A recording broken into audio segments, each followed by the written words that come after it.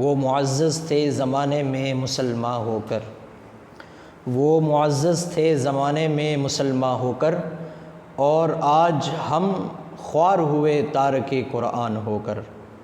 عزیزان محترم، قرآن مجید فرقان حمید اللہ رب العزت کی وہ کتاب ہے کہ جو آقا کریم علیہ الصلاۃ والسلام کی ذات اقدس پر نازل ہوئی۔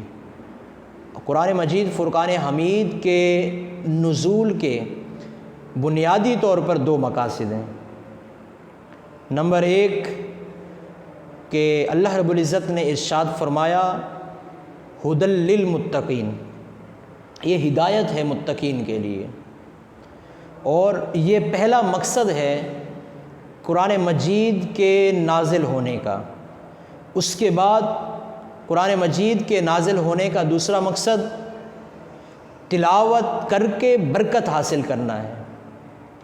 اور آج ہم نے قرآن مجید کے دونوں مقاصد فوت کر دیے ہیں کہ ہم قرآن مجید سے ہدایت لینا ہم نے چھوڑ دی، اور پھر اگر ہم قرآن مجید کی تلاوت کرتے بھی ہیں تو وہ حصول برکت کے لیے نہیں کرتے، بلکہ ہم قرآن مجید کی تلاوت کرتے ہیں تو وہ پیسہ حاصل کرنے کے لیے کرتے ہیں۔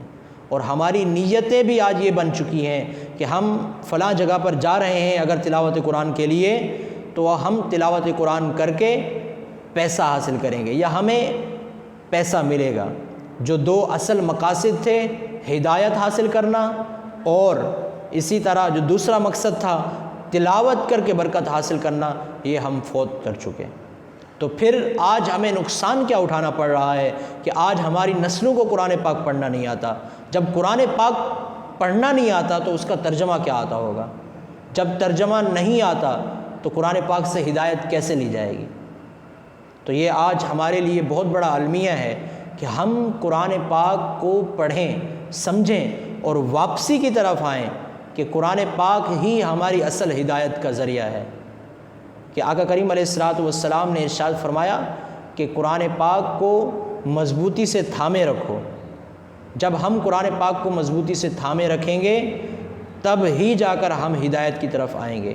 اگر ہم قرآن پاک سے، کیونکہ آقا کریم علیہ الصلاۃ والسلام نے ارشاد فرمایا کہ یہ قرآن پاک اللہ رب العزت کی لٹکتی ہوئی رسی ہے، جو اسے تھام لے گا وہ کامیاب ہو جائے گا۔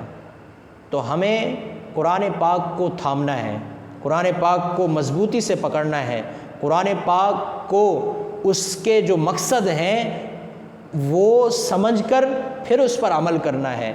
کہ وہ مقصد کیا ہے؟ کہ ہدایت حاصل کرنا، اور دوسرا مقصد کیا ہے؟ کہ قرآن پاک کی تلاوت کر کے برکت حاصل کرنا۔ اللہ رب العزت کی پاک بارگاہ میں دعا ہے کہ اللہ رب العزت ہمیں قرآن پاک سے ہدایت اور تلاوت کر کے برکت حاصل کرنے کی توفیق عطا فرمائے۔ آمین۔ وآخر دعوانا الحمد للہ رب العالمین۔